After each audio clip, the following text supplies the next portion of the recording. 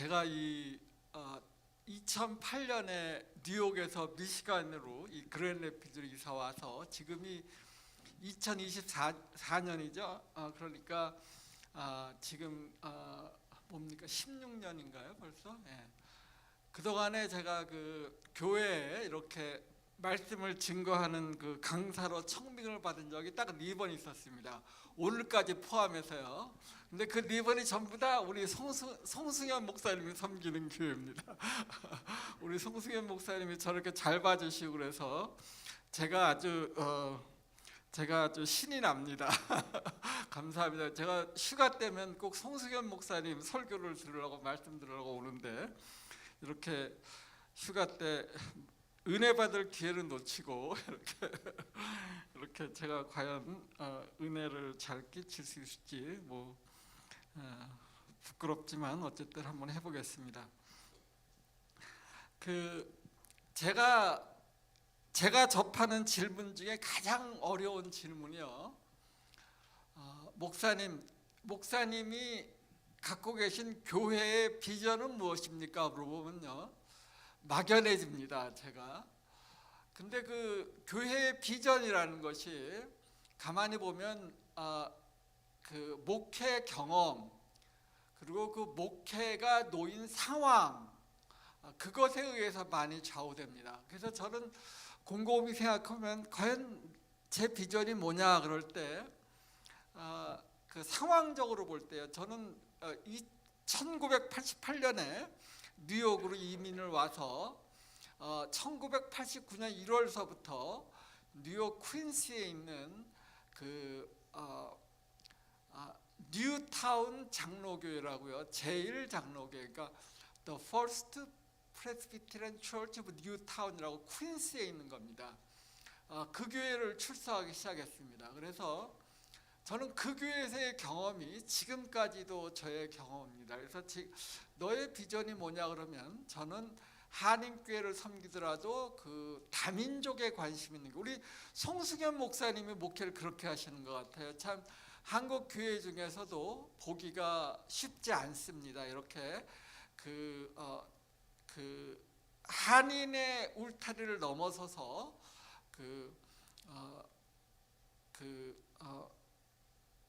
인종과 언어를 가리지 않고 하시는 사역. 그것이 이제 저도 이제 그런 비전이 있습니다.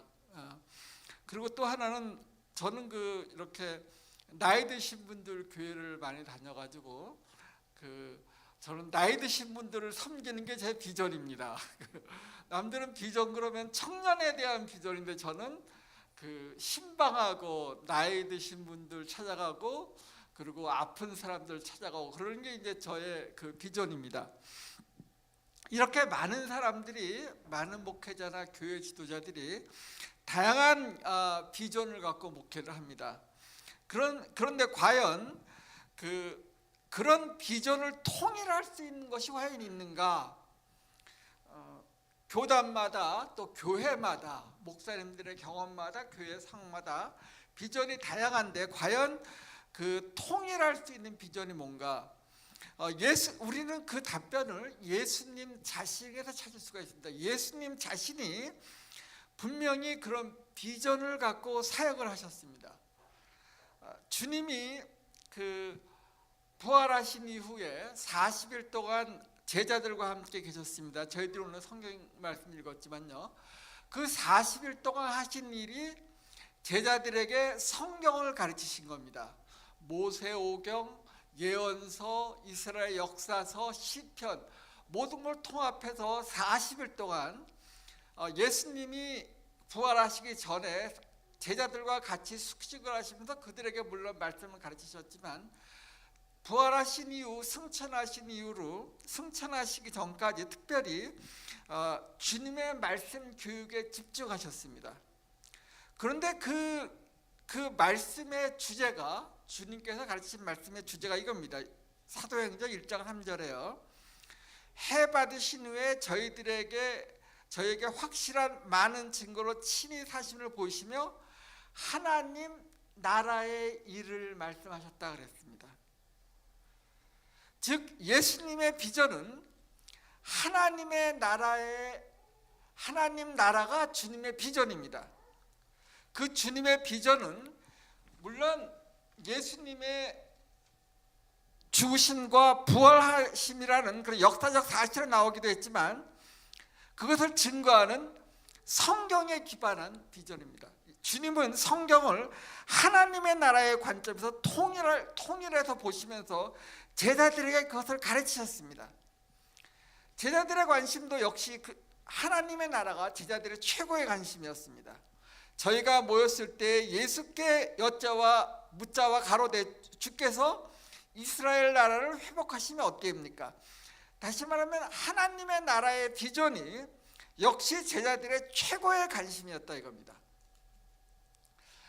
그 초대교회의 이 사도들과 제자들은 바로 이 하나님의 나라의 비전을 따라 살아간 것입니다. 주님께서도 가르치신 그 중요한 핵심적인 주기도문에서도 그 주제가 이겁니다. 너희 이렇게 기도하라. 하늘에 계신 우리 아버지여 이름이 거룩히 여김을 받으시오며 나라의 임하옵시며 뜻이 하늘에서 이루어진 것 같이 땅에서 이루어진다. 하나님이 다스리시는 세상, 그 나라가 이 땅에 임하고 그 나라를 통해서 하나님의 뜻을 이루는 거, 이것이 비전입니다. 우리가 비전의 내용이 비전 스테이트먼트가 각자 다르고 그 내용이 다른다 할지라도 분명히 통일된 비전이 있다면 그것은 하나님의 나라의 비전입니다. 오늘 특별히 본문에서 그럼 과연 이 하나님의 나라의 비전을 어떻게 이루는가, 그것에 대해서 세 가지 관점에서 말하고 있습니다. 첫째, 교회 중심적입니다. 하나님의 나라는 세상에 임하는 거지만 그 나라는 교회를 통해서 임한다는 겁니다. 두 번째, 그 하나님의 나라는 또한 예수 중심적인 겁니다. 예수님을 증거하고 예수님이 머리 대신 그 나라가 하나님의 나라라는 겁니다. 세 번째는 하나님의 나라의 자원, 하나님의 나라를 이루는 힘, 그것은 곧 성령의 역사를 합니다. 즉 교회, 예수님, 성령, 이 세 가지 주제가 곧 하나님의 나라를 우리가 체험하는 겁니다. 하나님의 나라는 교회 사역을 통해 임하는데 이 제자들은 아직도 그것에 대한 명확한 개념이 없었습니다. 그 사도행전에 보면요, 사도 바울이 사역을 시작하기 전까지는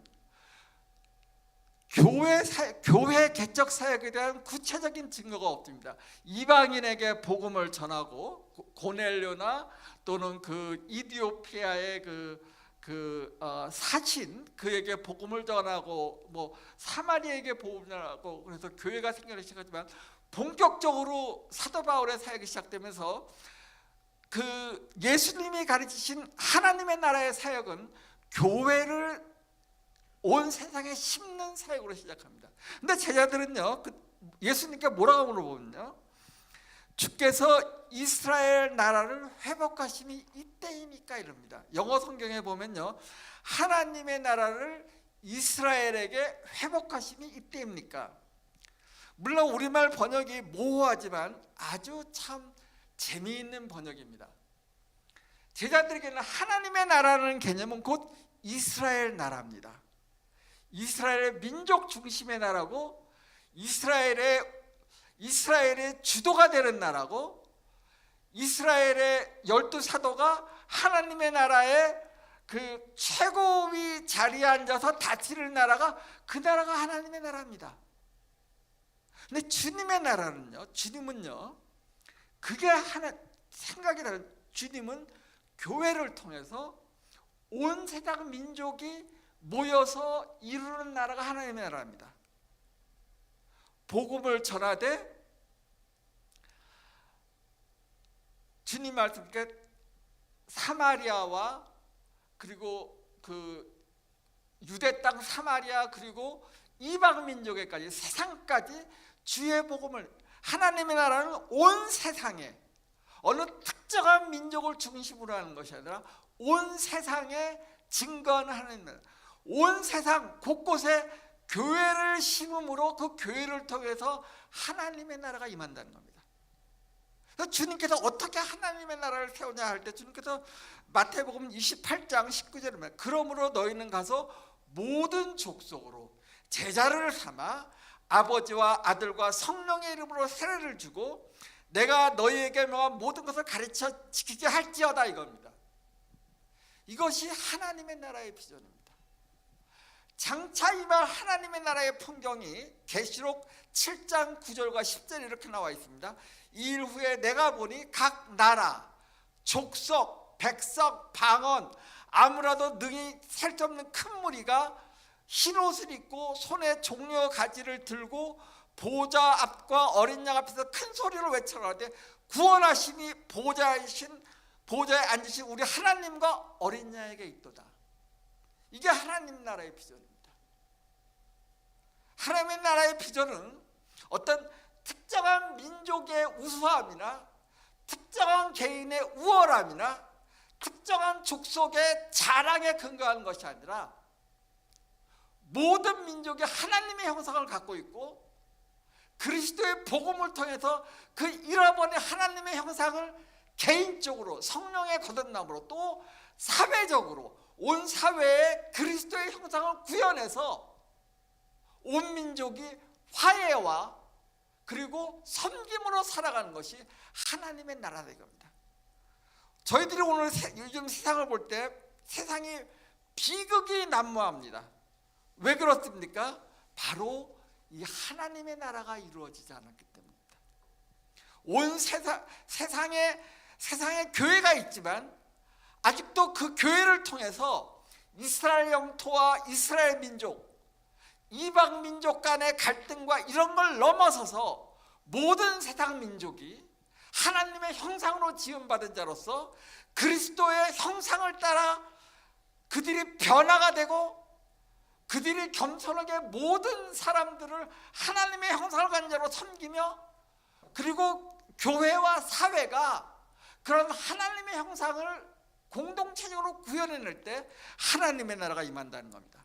두 번째는요, 하나님의 나라는 그리스도 안에서 이루어집니다. 어떻게 하나님의 나라를 이룰 때 주님께서 증거하시는 것이 이겁니다. 오직 성령에 너희 마시면 너희가 권능을 받고 예루살렘과 온 유대와 사마리아와 땅끝까지로 내 증인이 되리라.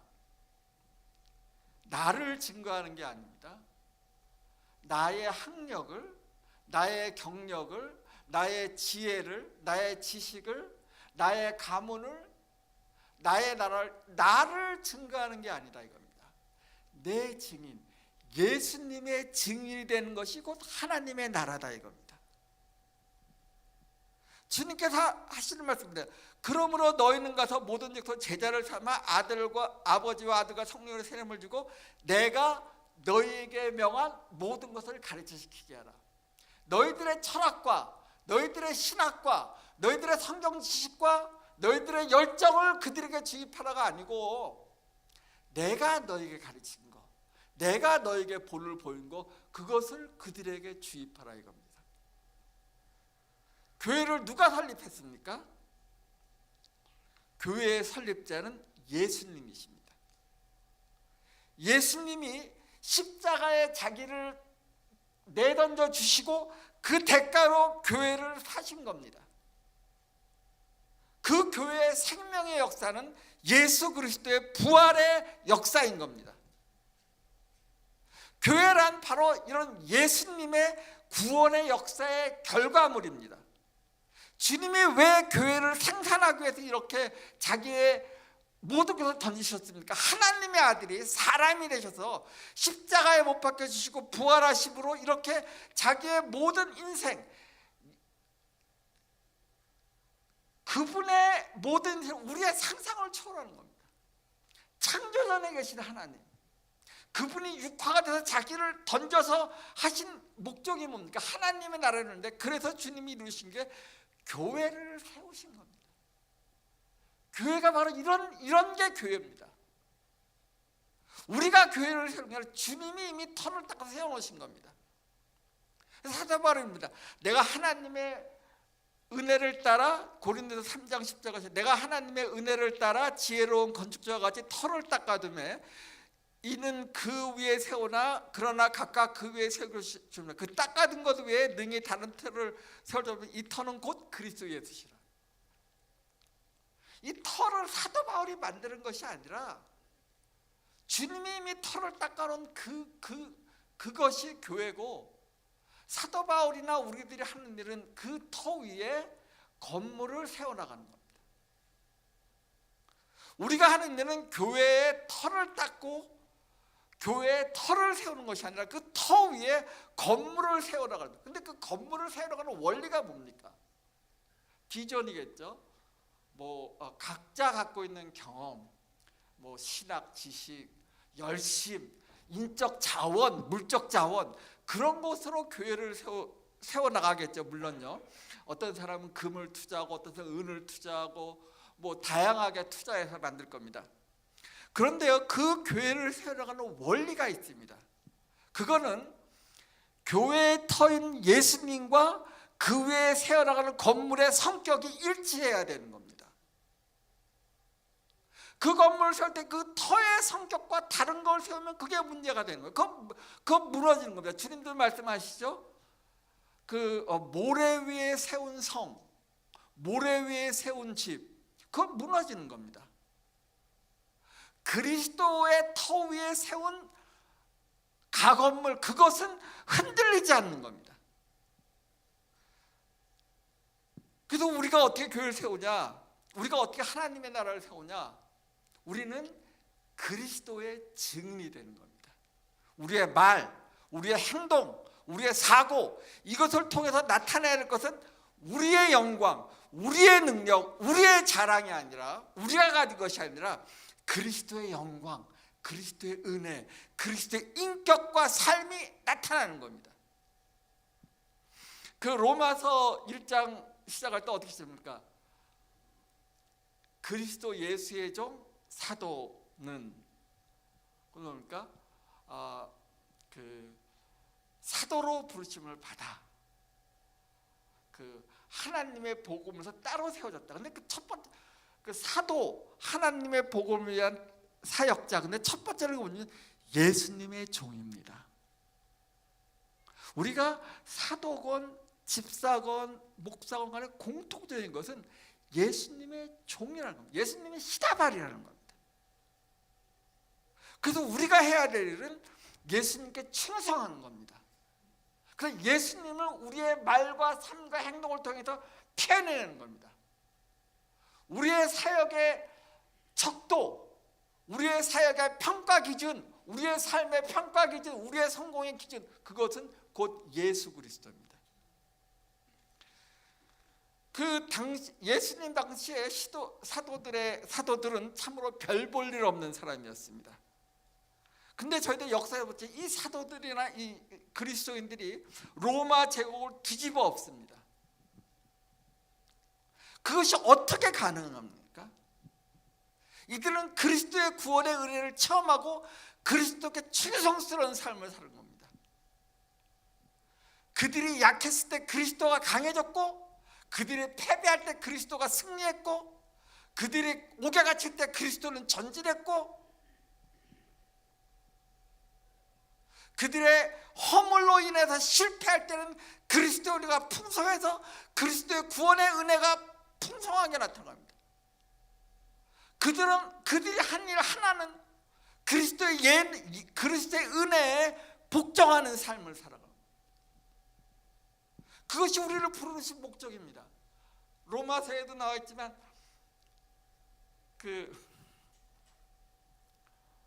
제가 영어로 쓰겠습니다. Obedience that comes from faith for the sake of the name of Jesus Christ. 부르신 목적입니다. 예수 그리스도의 이름을 위하여 믿음에 순종하는 삶을 살아내는 겁니다. 그 열매가 세상의 권세와 힘을 이겨내고 오늘날 우리를 여기 있게 한 겁니다. 우리가 매주일 모여서 예배를 드리고 찬송을 합니다. 우리가 가진 은사를 주님께 드립니다. 우리가 스스로 던져야 질문은 딱 하나입니다. 내가 과연 누구에게 충성하고 있는가? 나에게 충성하는가? 사람들에게 충성하는가? 그리스도께 충성해야 되는 겁니다. 그리스도를 알고 체험한 것으로 인해서 우리가 그 은혜에 순종하는 삶을 살 때, 그때 하나님의 나라가 임하는 겁니다. 세 번째는요, 하나님의 나라는 성령의 능력 안에 있는 나라입니다. 주님께서 제자들을 두시고 떠납니다. 그 제자들은 막연한 겁니다. 주님께서 그들에게 뭘 주셨습니까?